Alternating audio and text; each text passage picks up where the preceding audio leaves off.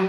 अबरार रशीद आपकी खिदमत में एक मरतबा फिर हाजिर है और आपसे दरख्वास्त कि अगर अभी तक आपने मेरे चैनल को सब्सक्राइब नहीं किया तो इसे सब्सक्राइब कर लीजिएगा।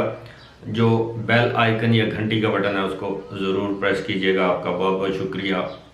गुज़श्ता रोज़ मैंने एक वीडियो बनाई थी, अपलोड की थी, जिसमें मैंने बताया था कि सदर पाकिस्तान का सॉफ्टवेयर अपडेट कर दिया गया है, यानी उनको दो टोक और वाज़े पैगाम भिजवा दिया गया है कि जनाब आप इस मुल्क के आईनी सदर हैं, सरबराह हैं और वफाक की अलामत हैं। सबसे बड़ा ओहदा आपके पास है और आपको बिहेव करना चाहिए। एक सियासी जमात के कारकुन की हैसियत से आपको काम नहीं करना चाहिए।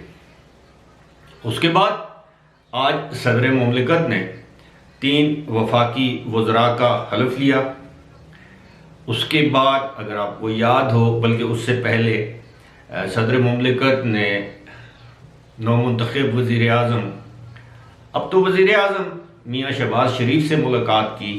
10-15 मिनट की मुलाकात थी, लेकिन ये मुलाकात की और फिर ये अपडेट, सॉफ्टवेयर अपडेट की खबरें आना शुरू हो गई।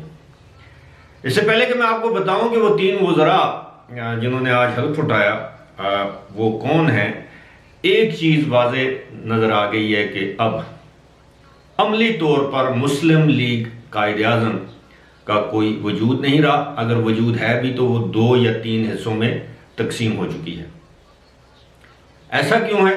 वो इसलिए कि अब आज जिन 3 अरकान कौमी असम्बली ने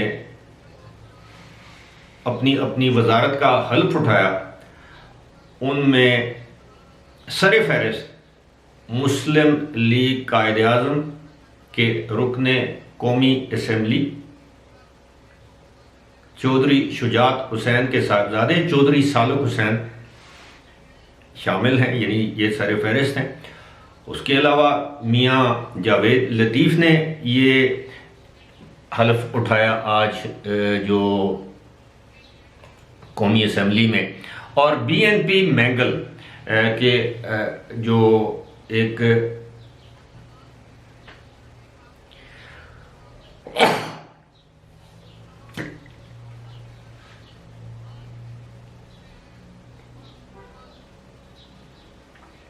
इसके अलावा मुस्लिम लीग नून के मियाँ जावेद लतीफ़ और BNP मैंगल के आगा हसन बलोच ने वफाकी वजीर के तौर पर हल्फ उठाया। अब बड़ी दिलचस्प सूरत हाल है, वो ये है कि अभी कल ही PTI के कुछ रहनुमा कह रहे थे कि इस हुकूमत के तो 176 अरकान थे, तो आप उनमें से BNP मैंगल के 3 के 4 अरकान निकाल दें तो बाकी 172 रह गए। एक की वफात हो गई है MQM के, जो इकबाल मोहम्मद अली, अल्लाह उनकी मग़फ़िरत करे, तो 171 रह गए। और अब ये देखिए कि मैंने आपसे कितनी वीडियोस में ये बात कही थी कि डॉक्टर आसिफ अली जरदारी, उनको मैं वैसे डॉक्टर नहीं कहता, वो PhD, डबल PhD हैं, उन्होंने कल ही चौधरी शुजात हुसैन से मुलाकात की और इस मुलाकात को बड़ी अहमियत दी जा रही थी।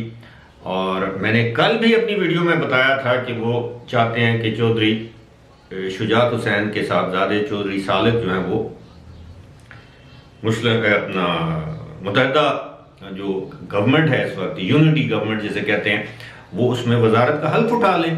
तारिक बशीर चीमा पहले ही वजीर हैं, पहले भी 2 वजीर थे पिछली हुकूमत में, एक तारिक बशीर चीमा और आखिरी कोई 8-9 महीने पहले मुनिस अलाई, जिनकी वो शक्ल इमरान खान नहीं देखना चाहते थे, तो मुनिस अलाई को वजीर जो है वो बना दिया गया।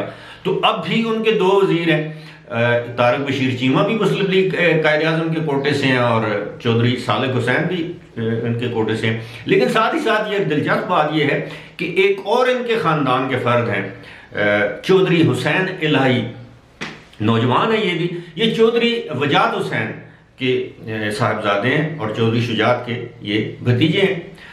अब एक वोट जो है यानी बाप बेटा, एक वोट सूबाई असेंबली का चौधरी परवेज इलाही जो वालिद हैं, और एक बेटे का जो चौधरी मुनिस इलाही जो कि रुकन कौमी असेंबली हैं।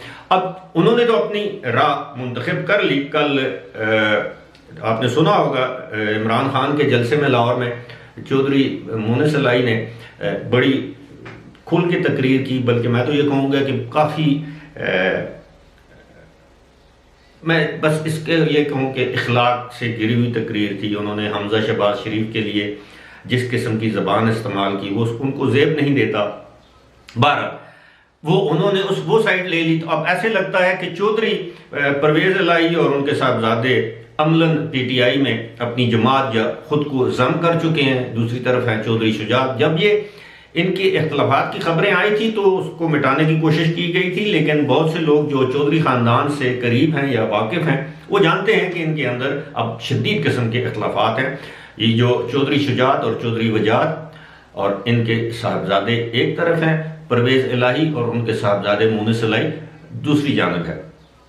बहरहाल अब अमली तौर पर तो आपने देख लिया कि जो एक अब खातून है सायरा बानो नाम की, पता नहीं उनका वो भी MNA है, वो चौधरी परवेज इलाही का साथ देती हैं, चौधरी शुजात का साथ देती हैं।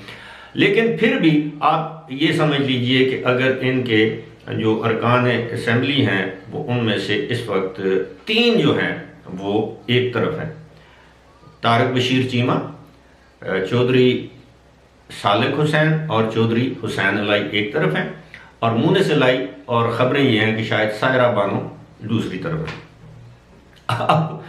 अब ये जो मेजॉरिटी है वो इस तरफ है, तो इन पर फ्लोर क्रॉसिंग की भी वो जो है वो शर्त नहीं आयद होती।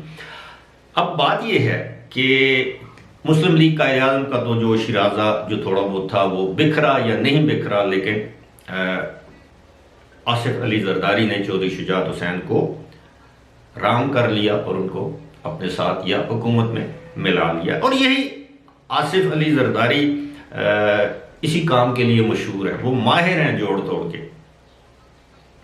बल्कि मैं ये कहूँगा कि मौजूदा सियासी मैदान के का जादूगर कहा जाए उनको तो ये बेजा नहीं होगा। अब आते हैं जनाब, ये सदर मुमलिकत का सॉफ्टवेयर कैसे अपडेट हुआ। सदर मुमलिकत को वाज़े तौर पर यह पैगाम पहुँचाया गया कि जनाब आप रियासत पाकिस्तान के सरबराह हैं, आप जिसे कहते हैं कि सरबराह हुकूमत नहीं है, आप सरबराह मुमलिकत हैं, आप पाकिस्तान की रियासत के सरबराह हैं।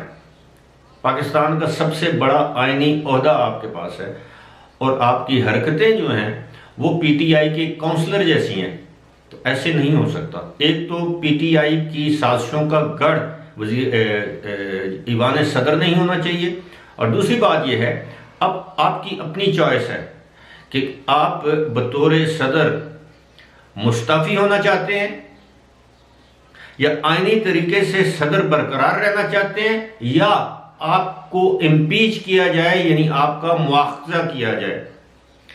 और अगर वो मुस्तफ़ी हो जाते हैं तो अलॉन्ग विद ऑल जिसे कहते हैं ना बेनिफिट्स, जो रिटायरमेंट के बाद आपको बेनिफिट्स मिलते हैं, एक सदर को बड़ी तगड़ी किस्म की तनख्वाह मिलती है एज अ पेंशन, घर के तमाम अखराजात मिलते हैं, सिक्योरिटी का यानी प्रोटोकॉल मिलता है, सिक्योरिटी एहलकार आपके साथ होते हैं, आपके बिजली टेलीफोन घरों के किराए बिल ये रियासत पाकिस्तान अदा करती है, आपका मेडिकल, आपका फ्री ट्रैवल, आपको पर्सनल स्टाफ। आप ये समझ लीजिए कि एक बहुत ही पुरकशिश पैकेज दिया जाता है कोई भी सदर वो रिटायर होकर जब अपने घर चला जाता है।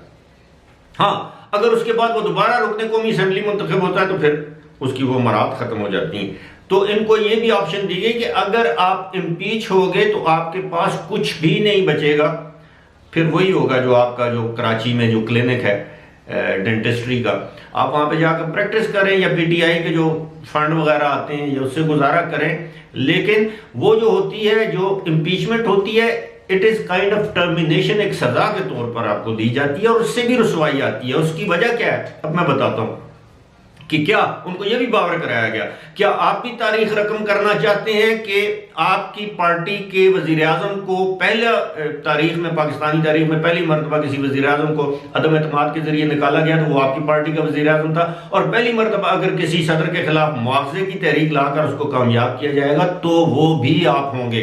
तो क्या ये डबल बदनामी आप अपने गले में लेना चाहते हैं, या इन अदर वर्ड इंसान के बच्चों की तरह उदय सदारत पर विराजमान रहना चाहते हैं, या बाइज्जत तरीके से मुस्तफी होकर रुखसत होना चाहते हैं? फिलहाल कम से कम उनका सॉफ्टवेयर इस हद तक अपडेट कर दिया गया है, मैं तो समझ रहा हूं कि अपग्रेड कर दिया गया है।